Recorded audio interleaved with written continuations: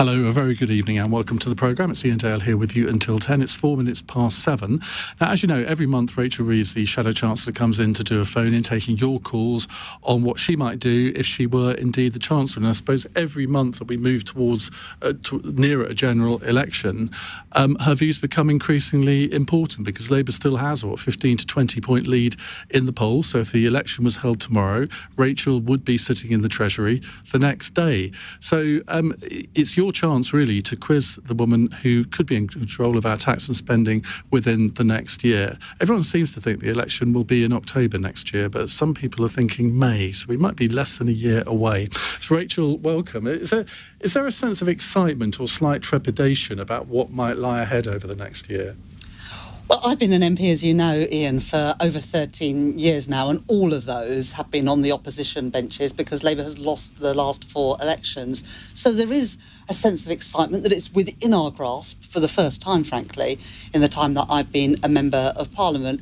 Trepidation about what we might inherit if that does come to pass, because every day we get closer to an election, every day we learn more things about the state of the public realm, for example, with the crumbling schools, but also with some of the challenges we face in our NHS with the waiting lists where they are. So I think trepidation about what we are going to uncover if we do win the next election, but the opportunity to serve and to change this country for the better, that's what I came into politics to do. Being on the backbenches and being on the opposition benches is no fun at all, and I want to swap those as soon as possible. You seem to be having great fun at Prime Minister's questions this morning. You were slapping your thigh and clapping away. Yes, I did read that earlier. I just find Prime Minister's questions astonishing at times. And you sort of think the Prime Minister lives in a parallel universe, because I sit there through Prime Minister's questions, and whether it is the questions from Keir Starmer or from backbench MPs on either side, and Rishi Sunak's answer basically goes something like this. We've never had so much investment in our schools, and we're very lucky to have this Conservative government. We are world-beating when it comes to the NHS, and everything is going incredibly well. Cost of living crisis, I don't know what you're talking about. We've never helped people so much with their energy bills. And you just think, what world are you living in? I mean, it would laugh if we weren't crying, and today I was trying to embrace the funny side of it, but it does really frustrate me that we've got somebody running the country who seems to have no idea of what it's like for ordinary people on a day-to-day basis at the moment. So lots of straight and meaty answers from you over the next 45 minutes. I'll do my best, as I always do. The number to call, 0345 6060 973. You can text 84850, say, Alexa, send a comment to LBC, and of course you can watch us live on Global Player. Let's go to our first caller. It's from Brent in Derby. Hello, Brent. Hello and good evening, both. I'm Hi, Brent. experienced veteran educator, so I have worked under both many administrations, including Labour and Conservative government. Now, your previous government did do some building work. That's true. However, I'm in the 1965 build, and I am racked with asbestos. Now, that asbestos is put there by a Labour government of 1965. I get that that's not something I can blame them for, but we have seen a managed decline in educational funding under both administrations, and we have a massive amount of school buildings which are riddled with asbestos. That's the bigger issue regarding RAC. We've seen 147 deaths as a result of asbestos. That's the tip of the iceberg already in education and in medical settings as well. So the big question is, what are you going to do about the general state of schools, not just the RAC, but the actual ventilation systems, the quality of building, the fact that it's costing more to maintain our schools because they're inefficient when it comes to all sorts of things, the fact that the poorest schools in the more deprived areas are worse off. So what can you say us concrete is going to be your new building programme? I remember education in 97. I'm somebody who got to university for free because of a Labour government in 97. I'd like to see something along the lines, what can you do now to tell me, as an educator, is your plan for the future of education in this country? Well, thank you very much for your question, Brent. And before I went back onto the front bench 3 years ago, I actually chaired in Parliament the Asbestos in Schools group, so I know a little bit about what you are talking about. And the reason that I chaired that group is that my constituency in Leeds we've experienced one of the highest death rates from asbestos of anywhere in the country, and mesothelioma as well, because of one particular factory that pumped out asbestos. Kids played with it like it was snow, made snowballs out of it, and played with it on the streets. And we had a huge number of people who died from asbestos. So I know a little bit about what you are speaking about, and you're right to say that the concrete issue, the RAC issue that we're talking about at the moment, is just one example of the state of our crumbling infrastructure, whether that's in schools or in other parts of public service as well. And I joined the Labour Party in the first place because of my experience at secondary school. My sixth form at my local school, where I went, was 2 prefab huts in the playground, and our library was turned into a classroom because there were more students than space. And there was not a schools building programme when I was at school, because I was at school in the 80s and 90s, and it was a couple of years after I left school that Labour's school building programme built a new sixth form block at my school, and it made a massive, massive difference. So I know the difference that modern, good quality buildings make to our young people, but also to the teachers who work there and make such a difference to our young people's lives.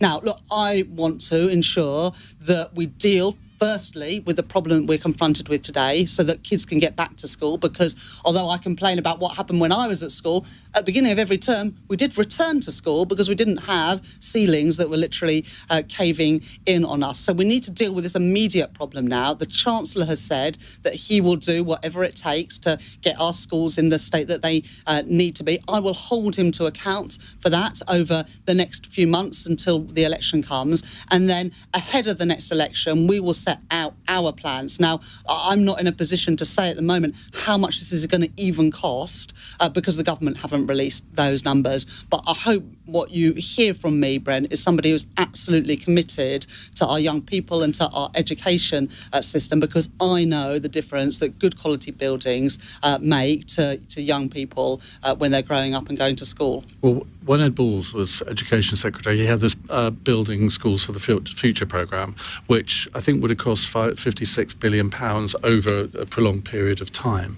Now, Michael Gove scrapped that, one of the first things the Coalition did. Will you guarantee to restore that programme if you're in government?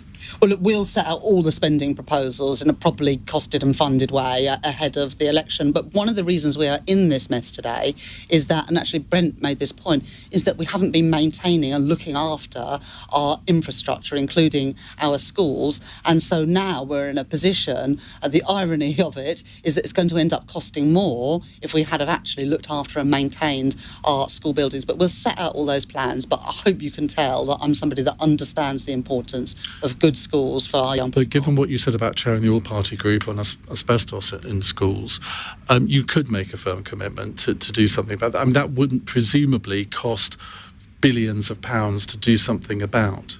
Well, it's one of these things where when I was chairing that group, one of the things we wanted to get from government is an audit of schools so that we understand the scale of the problem. And you can see now with the RAC issue why that is so important, because if we don't know the scale of the problem, it is very difficult to know what needs to be done. But do you have a rough idea? I mean, given you were chair of that all-party group, you must have a rough idea of what it would cost. We don't even know how many rectify schools are affected by it, because the government has not done the work to establish that. That's one of the things that we were calling for. But they have done the work on this concrete issue, haven't they? Well, no, they haven't. Well, I mean, we only found out today what schools, but the Prime Minister stood up today. But they sent out a letter to all schools asking them to fill in a form and return it. Now, some schools didn't do that. I don't understand why a school wouldn't do that. But in Labour-run Wales, they haven't even sent out a survey, so they don't know what's going on. But one of the reasons why the schools are in a challenging situation, in Leeds, where I'm an MP, more than 100 schools were potentially at risk. And the surveyors and the contractors to do this work, with just a few days' notice or whatever, just weren't available. And that is part of the reason why we're now sort of playing catch-up, because the government haven't been doing the basics on keeping on top of these problems. And yet they've known about it, not the individual schools, but the government have known about this, at least since 2018, when that previous disaster only didn't injure people because it happened when children weren't at school. Let's go back to Brent, because Brent, are you satisfied with that answer? No, I'd like some concrete, pun intended, concrete plans from the Labour government. I'm sorry, that's such a politician answer. That's a vague answer. I'm working in education for 20 years. I am tired, like many in my profession. I would like the Labour government to stand again with the unions, which they used to do, in the health and safety of the workers and the children in schools. Unfortunately, both the Labour Party and the Conservative Party knew from 2018, 5 years was long enough, Rachel, to get something organised for a plan if you're going to be in government. And we raised this issue, Brent, in an opposition day debate in Parliament. There are certain days in Parliament where we get to set the agenda and what is debated, and we put one of those aside to debate the problems of the crumbling school infrastructure. We had another debate in Parliament today where we called a vote for the government to publish all the information about what they knew and when and what action has been taken. So, you know, look, we want to get the information out there so we understand the scale of the problem and not pulling the wool over people's eyes. But we are also, as an opposition party, in the situation where we don't know the full extent of the problem, but we do know that after 13 years of Conservative government, our schools are literally caving in, but I think putting children at risk. Brent wants to know what you're going to do about it. And I think that this is a problem that we see time and time again with Labour shadow cabinet members to say, well, look, we want to do this, but we can't give a commitment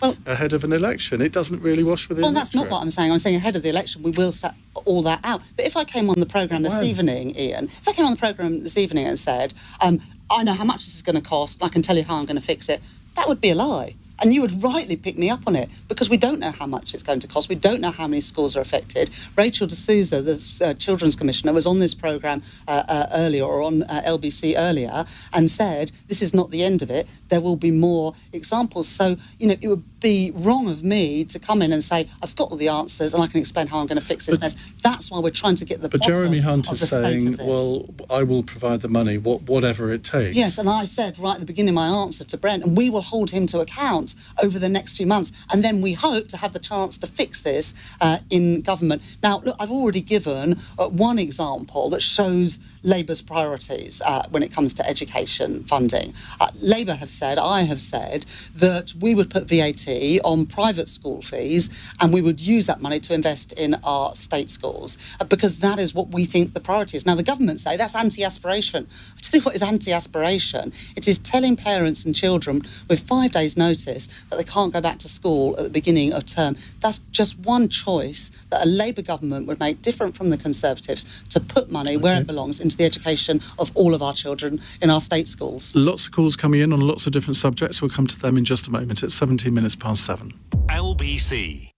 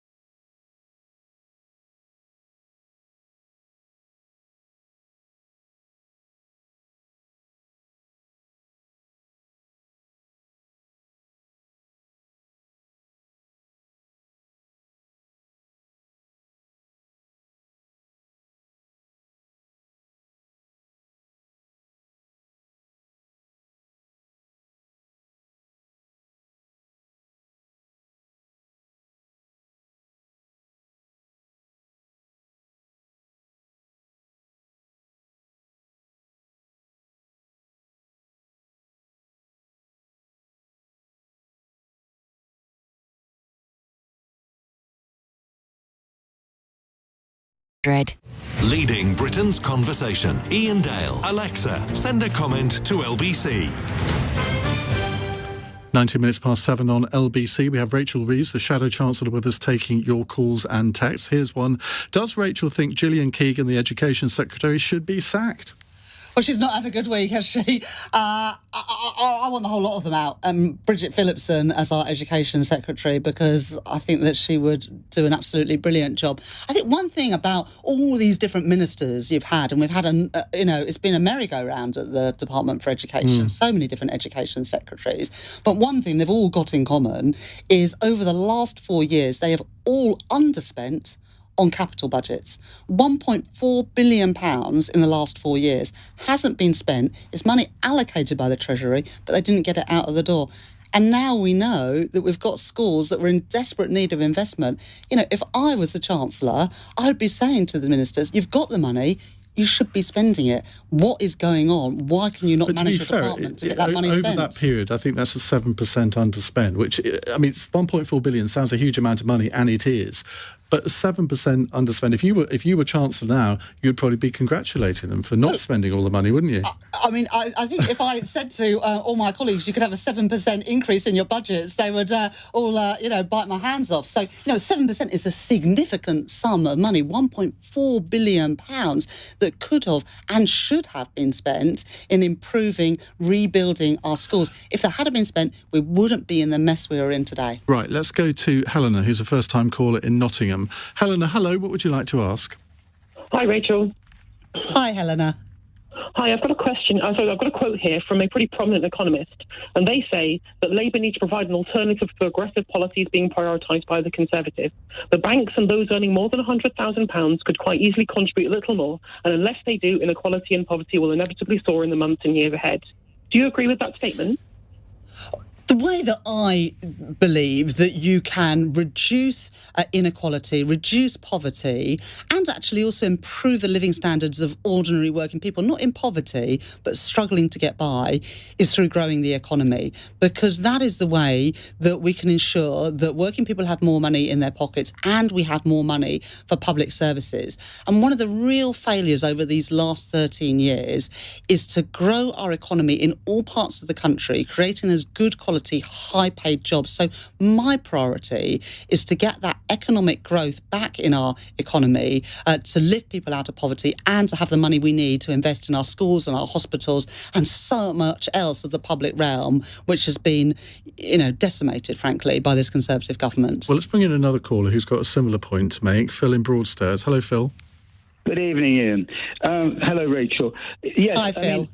In sort of answer to that last call, or adding to it, you said you came into politics to change things, and yet all I've heard from you and the front bench is Tory policies for a Tory crisis.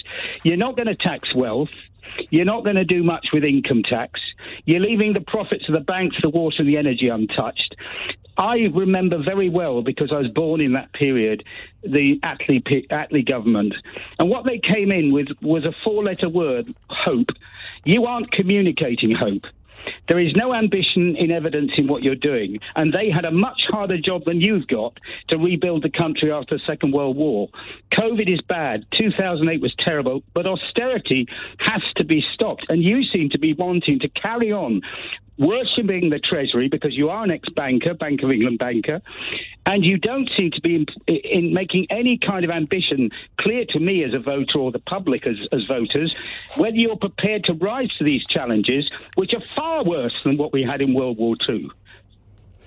So what's your actual question? Well, the question is, why are you employing Tory policies to deal with a Tory crisis? Well, just going back to Helena's question, the economist that she quoted, that was actually you. Well, look, I want to reduce poverty and inequality. I didn't go into politics, but how do you do that? What are the practical things that we can do? Well, your suggestion in that quote was to tax the banks more and those earning more than £100,000 more, but you've gone back on that. Well, look, the way that I think that we can lift people out of poverty and reduce inequality, as I say, is to get the economy growing, and that has been the missing ingredient these last 13 years. Now, Phil sort of says, oh, I'm an ex-banker. Yes, I am an ex-Bank of England economist, and the one thing I learned more more than anything at the Bank of England is your sums have always got to add up. And what we saw less than a year ago was a Prime Minister and a Chancellor who decided to throw that very simple truth that your sums have got to add up out of the window. And where does that leave us? First anniversary of Liz Truss today. First anniversary today. And the damage that was done in those 44 or whatever it is, short days, is immense. And that damage was done because she thought the rules of economics didn't apply to her, and so did Kwasi Kwarteng.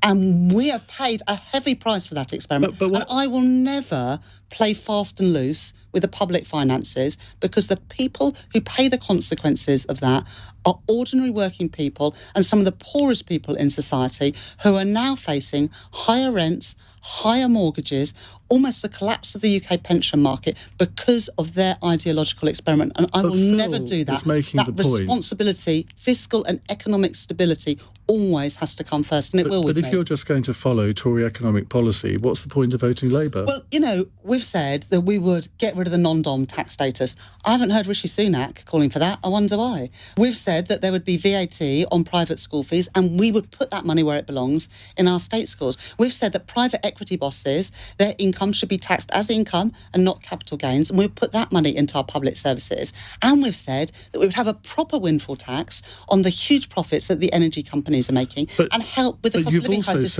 None of the Tories wouldn't do any of those things. You're not going to increase income tax for the so-called rich. You're not going to increase capital gains tax. You're not going to increase inheritance tax. You're not going to introduce a wealth tax, even though Michael Gove is now speculating about that. I mean, you're more right-wing than Michael Gove. Oh, give me strength. I mean, I haven't heard any Conservative member of the Cabinet saying, do you know what, Rachel's ideas on, cracking down on this loophole for non-doms, which brings in, by the way, £3.5 billion a year, or the £1.4 billion you could bring in economists dispute that. Well, look, the number on the non-doms comes from analysis of HMRC data from the LSE and Warwick But they might well University. just leave the country, so you might not have any of that money at all. This takes into account people's behavioural changes, Iain. The Institute for Fiscal Studies have backed up Labour's numbers on how much you would bring in from putting VAT on private school fees. And you could bring in billions of pounds by closing the loopholes, which mean that the big energy companies can get out of paying the so-called windfall tax that the government have introduced. So, I'm just not buying this idea. What's happened to the Rachel Reeves? I'm sorry, let me just say this. I'm not buying this idea that our policies are somehow the same as the Conservatives. They're just not. But what I will not apologise for is making sure that our numbers add up, because unless you can do that, it will be ordinary people and the public services that we rely on that will pay the price for it. So the Rachel Reeves who said that quote, the banks and those earning more than 100,000 could quite easily contribute a little bit more. That's a very different Rachel Reeves than the one I've got sitting in front of me. Well, look, my priority, and I make no apology for that either, is that I want to grow the economy, because it is through growing the economy that you can sustainably improve people's living standards and have the money that our public services desperately need. Right, let's go to another caller. It's Nick in Oxshott in Surrey. Hello, Nick. Hello, good evening. Do you intend to leave inheritance tax as it is? Or if not, how do you propose to change it? I don't have any plans to change inheritance tax. I've heard some people speculate that the Conservatives might get rid of it entirely. I think that would be the wrong thing to do, because it brings in between £5 and £10 billion every year. And at the moment, you can already pass on, as a married couple, a property worth £1 million without any inheritance tax at all. And I think less than 5% of estates pay any inheritance tax whatsoever. So I think that it is fair to have a progressive inheritance tax system. It brings in a lot of money. And, when some Conservatives on the right of their party say, we should get rid of it, well, they never say how you're going to make up for that £8 billion. Is it going to be taxes on ordinary working people? Is it going to be less money for our schools and our hospitals? So, I don't have plans to make big changes to When you say I don't have plans, I always think that's a bit of a get-out clause, because you may not have plans now, but you could the day after the election. I don't have plans for the day after the election to make those changes. Would you categorically rule out changing the inheritance tax system? No, I'm not going to say that a Labour government would never make any of those changes, but I don't subscribe to this Conservative idea that we should just do away with it altogether. I think that would be the wrong thing to do, and it would leave a huge black hole in our public finances. Would you categorically rule out a rise in VAT I'm rates? not going to sit here and write a Labour manifesto and a first Labour budget in your studio, but Keir and me have both said on many occasions we would like Well, you've taxes. ruled out a wealth tax. Why can't you rule out a rise in VAT? Keir and I have said on many occasions we want taxes on ordinary working people to be lower. I do not wake up in the morning think about how I could increase taxes on working people. We'll set out all of those plans. I'm not writing a budget on LBC, but I do not want working people to pay any more in tax than they do today. They want to know what the direction of travel is. Well, the direction and before the last election, the Conservatives made clear that they would stick to the triple lock system on pensions. And we have done that. Well, you've done that. So why can't you rule out a rise in VAT then? It's a very simple thing to do, I would have thought, if you don't want to increase tax. When we make announcements, we do it in our own way, in our own time. But we've been very clear, the tax increases that we're proposing, there are three of them. Getting rid of the non-dom tax status, having VAT on private school fees, and changing the way in which carried interest for private equity firms are taxed. Those are the tax increases to fund the specific things, more investment in our schools and our NHS that we've set out, and we do not have other plans to increase taxes. They would bring in, well, you tell me, but if you add those three up together, I don't think it would come to more than 6, 7, 8 billion. Now, you're not going to be able to reform our public services with an extra 6, 7, 8 billion. Everyone agrees that a lot of our public services are crumbling, but people know that it will take a lot more than that to improve them. So you've got to give, surely, even this far out from an election, you've got to give people an idea of which direction of travel you're going in, because you either borrow more or you tax more. There is no other way of doing it. No, there is, Iain, and this is the really important point that I'm trying to get across. You've got to grow the economy. It's why we've said we'll reform the planning system. It's why we've said that we will improve our trading relationship with our nearest neighbours and trading partners within the European Union. It's why we've said we would invest alongside business in British industry. It's why we'll reform the apprenticeship levy so it better works for businesses to skill up our young people and those wanting to retrain. That is the way that you improve living standards and get the money for public services. And why do I say that? Because that is what has happened in the past when we've had money to invest in public services. It comes through growing the economy with a serious plan to do just that. Right, we will take more of your questions in just a moment with Rachel Reeves. It's 7:32 News Headlines with Amelia Cox. Counter-terror police have alerted ports and airports about a terror suspect who has escaped from prison. 21-year-old Daniel Abed Khalif went on the run in his cook's uniform from HMP Wandsworth this morning.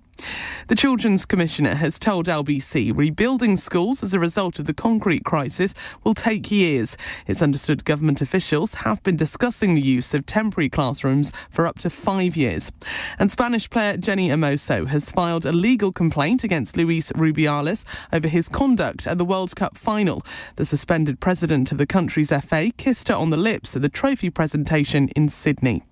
LBC weather mostly dry tonight with a few sharp and thundery showers in the west. Some mist and fog along the coasts, a low of 9 degrees. This is LBC.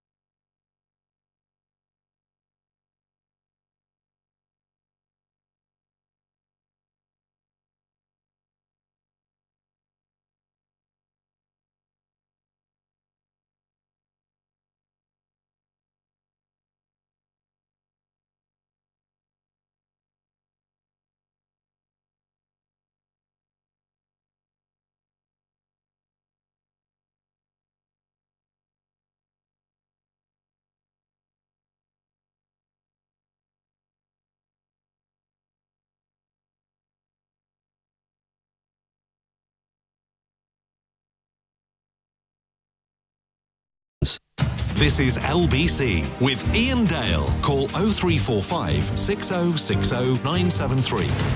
Oh, yeah, Michelle. Let's have Michelle. 7:35 on LBC. Rachel Reeves, the Shadow Chancellor, is here answering your questions. Let's go to Michelle in Malvern. Hello, Michelle. Hello there. Hi, Iain. Hi, Rachel. Hello, Michelle. Here's my question. How excited are you that you are going to be the first female Chancellor in the UK? Oh, thank you, Michelle. Well, Keir could change his mind. You never know. Thank you, Iain. Thank you, Michelle. No, it's not everyone might know this, but we've had a Chancellor of the Exchequer in the UK for 800 years, and for all of those 800 years, that role has been occupied by a man. I've shadowed 4 different Chancellors of the Exchequer since I've been in this role. They get through them quite quickly these days.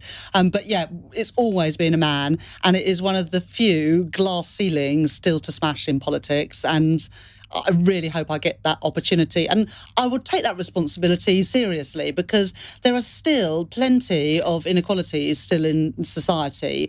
Women on average are paid something like 15% less than men.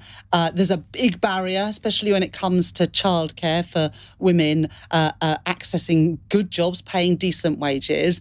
And if I have that privilege to be the first female Chancellor of the Exchequer, I want to use that as a way to do, in a way, finish off what Barbara Castle started in 1970 when the Equal Pay Act was introduced, to reduce those gender inequalities and to help women, particularly women with young children, to get the jobs that are commensurate with their abilities and ensure that they can fulfil their potential. So I am excited about it. I hope I get that opportunity, but also not complacent, because it's still a way to go until the next election. No one has cast a vote yet. So just for myself as well, not to get carried away by the prospect. But it is an exciting one, Michelle, absolutely. But it's also a big responsibility, not just because of the nature of the job, but to be the first woman, you've kind of got to be a success. You don't want, in sort of 5-10 years' time, people saying, oh, well, of course, we always knew a woman wasn't up to the job of being Chancellor. It's far too difficult for those poor little ladies. You don't want anybody to write that, do you? No, there's a quote from one of the first women to become an MP, and she said that I'm doing this not just for myself, but also to show that we can do this. And that's a great weight on my shoulders, she said. And of course, you feel some of that. I think it might have been Margaret Bonfield. She was the first ever Labour cabinet minister. She was one of the first 3 Labour women to get elected in 1923, and then the first woman to serve as a minister, and then the first woman to serve in the cabinet. And it is a real responsibility, absolutely. Of course, you know, I take that responsibility, as I said to Michelle, very seriously. But I also hope that in that role I would be a role model, especially to young women setting out on their careers. You know, when I was growing up, Margaret Thatcher was Prime Minister. Now, I disagreed with almost everything she did, Michelle, but she was there doing that job. And as a young girl and as a teenager, I never doubted that women could rise to the top. And so, in a funny way, you know, my generation were all Thatcher's children. Some of us, some people want to emulate her, others rebelled against it. But I do think there is a special responsibility as a woman to provide that leadership and that inspiration to the nation as well. I won't tell Jackie Smith you missed her out. Oh, the brilliant Jackie Smith as well. Well, she was the first female Home Secretary. Absolutely. Right, Rob in Huddersfield has a text question. He says, can you commit to funding our prisons properly? They're all overcrowded and now prisoners are sneaking out because they're understaffed too. There was a story, I think, in the papers today about Germany refusing to extradite someone to this country because of the state of our prisons. Well, they're welcome to keep them. There's also a terrible story today about somebody who has escaped from prison, in prison for terrorism offences, and escaped from prison in Wandsworth. And, you know, we don't know all the details of that case yet. That's incredibly serious. I have a prison, actually, in my constituency in Leeds, Armley Jail. And so, you know, again, I've, you know, on a few occasions as a Member of Parliament, been in to meet the prison governor, and know a little bit about the condition in prisons, and have huge respect for people who work in those prisons. But I know as well that the conditions of some of our prisons, including for the people who work in there, are not in the state they need to be. And I'm very concerned about this incident today of somebody who should be, convicted for terrorism under heavy security, managing to escape, and we need to get to the bottom of what on earth went on there. Right, Sarah has texted in to say, can you ask Rachel, my son has a place at a private school in 2 years' time. However, we have 3 children and cannot afford 20% more across the school fees. We have a state school nearby, but it's oversubscribed. How will Labour prepare the state schools to take so many extra children? Also, in the private system, we take on the cost of our son's special needs support. Will Labour fund children's services more to support the state schools picking up these additional costs? Now, that's an interesting point, isn't it? Because Bridget Phillipson, your colleague, the Shadow Education Secretary, she doesn't seem to believe there'll be any extra children go from private schools to state schools if you put VAT on school fees. Now, Sarah is an example of somebody who's saying, well, we will have to. Well, if you look at the study that the Institute for Fiscal Studies did just a couple of months ago, they say that if you look at the evidence of what's happened to fees at private schools over the last 10, 20 years, there doesn't seem to be much of a drop-off in the numbers going. In fact, the numbers have increased, despite the fact that fees at private schools have increased by much more than inflation. Yeah, but incrementally over the years, not a 20% hike in one go. The Institute for Fiscal Studies, who, I'm an economist, but they're full of really bright economists, have done this work and said that they expect very few people. Now, part of the reason is that private schools, if they really want to keep people, can find ways to help. Now, you'll remember in 1997, and the last Labour government got rid of assisted places. Now, the private schools at the time said, well, we won't be able to offer scholarships if there's not the assisted places scheme. Well, actually, the number of scholarships to private schools has increased over that period of time because they did find ways to raise the money to allow bright kids from less privileged backgrounds to go. So I'm not convinced. This isn't going to help. I mean, putting up the fees by 20%, that's not going to help private schools increase the number of scholarships, is it? Well, what I'm saying is that last time there was reform to funding for private schools, the private schools said one thing and actually the very opposite happened. And I expect that private schools will do what they can to help parents who find themselves in difficult circumstances. But the whole point of this increase in VAT is to have the money to invest in our state schools, because I do agree with Sarah that our state schools are in desperate need of funding. 93% of our children go to state schools and they need to be better funded. And this is a way to get money from, well, without abolishing that policy, what about doing it gradually? So instead of having 20% in one go, you do it incrementally over the first term of a Labour government. Well, the first question we had today, and rightly so, from Brent in Derby, was about the fact that we've got asbestos in schools, we've got schools riddled with concrete that is at risk of collapsing. So I don't think we can wait for 5 years to get more money into our state schools. I want to get that money into our state schools now, and that is what this policy does. Tom is in Glasgow. Hello, Tom. Hi, Rachel. It's a pleasure to talk to you. Hi, Tom. And because there's going to be the Glasgow Rutherglen by-election is going to be a big thing, and I've seen the candidate. And I'm sorry to take up your time, but I'm pretty scared. I've got autism and I've got spinal stenosis, and I'm scared about the changes that Mel Stride is making, the work capability assessment. That's why I'm hoping a Labour government gets in. What's your view on this, Rachel? If I may be permitted to ask you that. Well, Tom, I'm really sorry that, on top of the challenges that you face with your autism, that you're also going through, this time of uncertainty and fear about what the changes mean for you. One of the worries I've always had about the way assessments are done for disability benefits is that some disabilities are quite hard to assess, and the impact that it has on your ability to work. Now, we've just appointed, Keir Starmer has just appointed a new Shadow Secretary of State for Work and Pensions, Liz Kendall, somebody who's got a lot of experience working in government for the last Labour government in these areas. but I want to ensure that people who are not able to work have the support that they need, but actually more importantly, the many disabled people who want to work but don't get the support are given that help, because there are so many people, and I don't know, Tom, the situation you're in, but there are so many people who I talk to who have got disabilities, but if the right adjustments are made in the workplace, they are able to work, they are able to contribute, have huge skills, but often feel shut out of the workplace. So I would want to make sure that you have the support you need.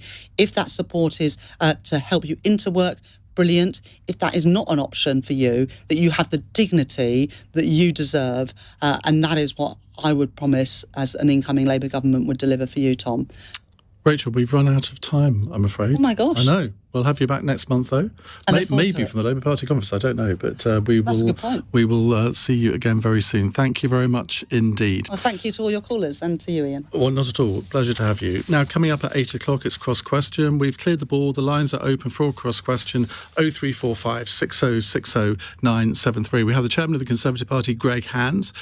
We have Layla Moran from the Liberal Democrats, the political commentator Dan Hodges, and the lawyer Charlotte Proudman. They'll be here to take your calls. It's 7:46. This is LBC.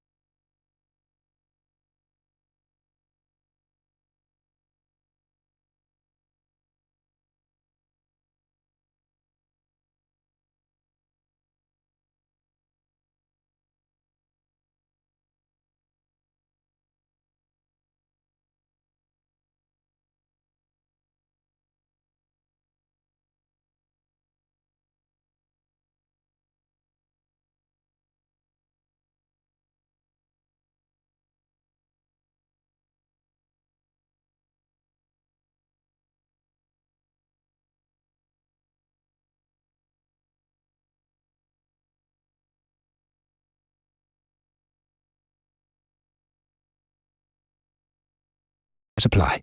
Iain Dale. Call 0345 6060 973. Text 84850. Alexa, send a comment to LBC.